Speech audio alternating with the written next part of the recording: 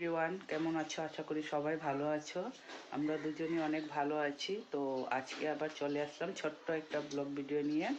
তো ভিডিওটা নিয়ে আসার কারণ হলো লাভবার্ডটাকে আমি ডিউটিতে ছাড়তে পারছি না। তার জন্য আমি অনেক দুঃখিত, কেননা ডাক্তার আমাকে বলেছে যে রেস্ট করার জন্য, বাইক ঠাইক না চালানোর জন্য, যেন বাইক স্কুটি কোনো ধরনের কিছু না চালানোর জন্য। তাই আমি লাভবার্ডটাকে ডিউটি নিয়ে যেতে পারছি না, আমার দাদার ছেলে নিয়ে যায়।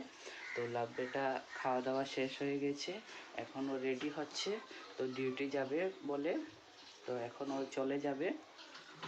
তো আমার দাদার ছেলে টিফিনটা নিয়ে আসছে, মানে আমার ডিউটিটাও পুরো করছে।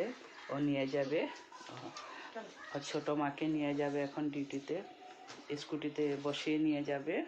তাই আমার ডিউটিটা এখন ও পুরো করছে। ওকে আমি অনেক অনেক ধন্যবাদ জানাই।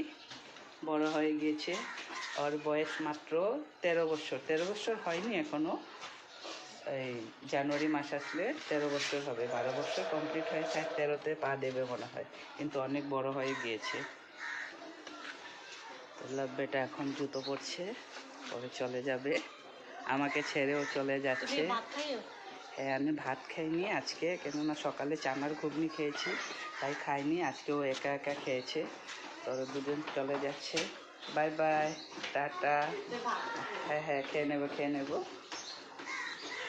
তো রাখছি, টাটা বাই বাই। আমার লাভবেটা চলে গেল,